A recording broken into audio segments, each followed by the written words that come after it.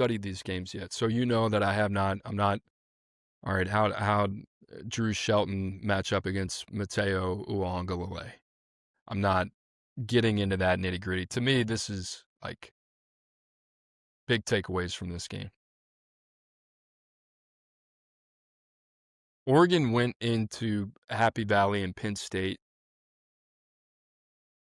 as an underdog and beat Drew Aller, Nick Singleton, Katron Allen, an extremely experienced offensive line, Jim Knowles, highest paid defensive coordinator in college football, went into Happy Valley during a whiteout and won that game. Was up by 14 at one point. Drew Aller comes alive in the fourth quarter. Same with Andy Kotelnicki. Forces the game into overtime. And Dylan Thieneman, the safety, the top safety transfer from Purdue, shows up in a big-time way. Game-winning interception. And you saw Dan Lanning after the game. He was so emotional.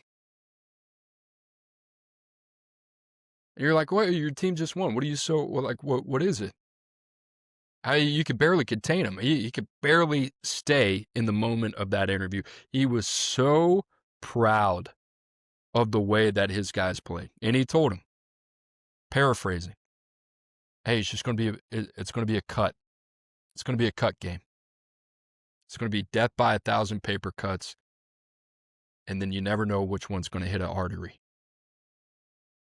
He's a psycho, a beautiful psycho. I love him. He's exactly what you want. He's a tamed animal. But that's what his team is, man.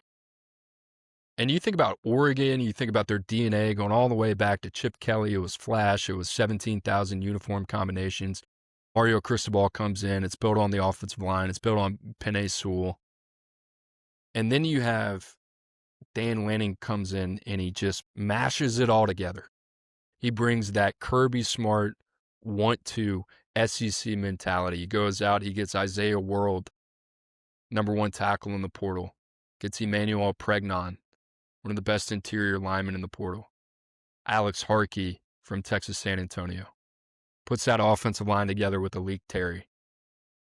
And says, from the onset, when we joined the Big Ten, we are going to be the most complete, athletic, fastest, and physical team in this conference. Now, he's every year, he's going to go toe-to-toe with those Buckeyes. But from a physicality standpoint, he ain't wrong.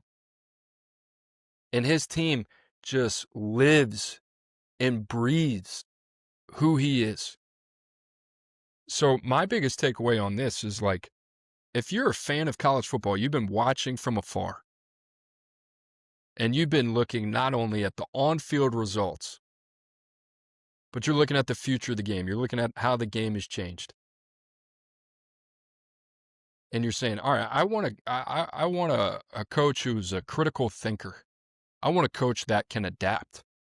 I want a coach that is going to leave no stone unturned year to year and not get complacent when he finally reaches the milestone of winning a national championship. Who else would you want?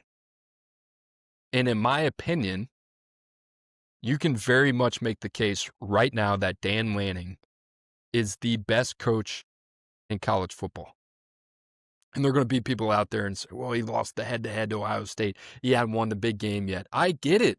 I'm just telling you right now, is there another coach that you would want to lead your program for the next 5 to 10 years than Dan Lanning? No way. No way.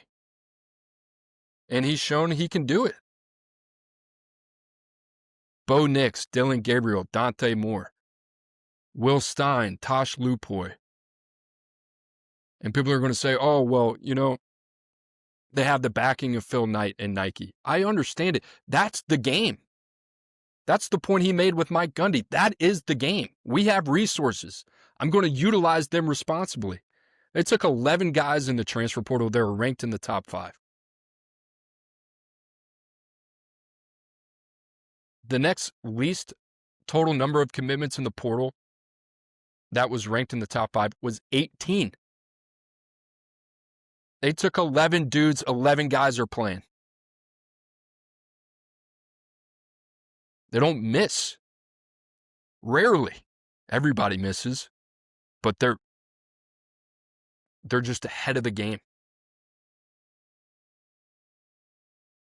And they're yielding a lot of responsibility with the piggy bank, but they're going out and they're doing it the right way.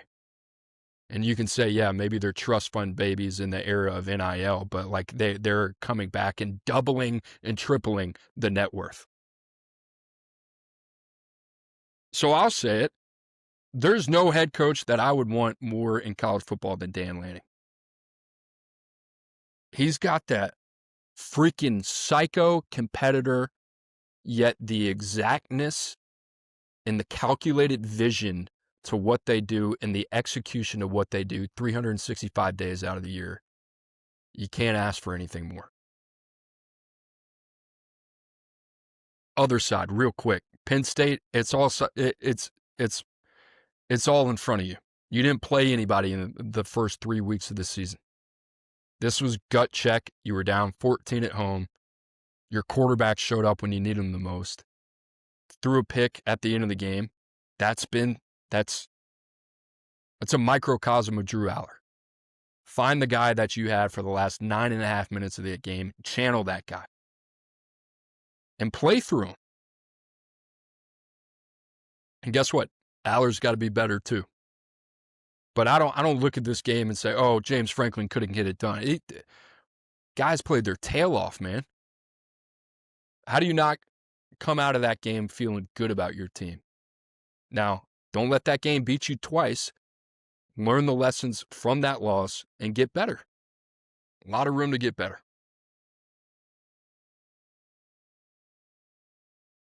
Whew. I said it. We're zooming out. That's what we're doing.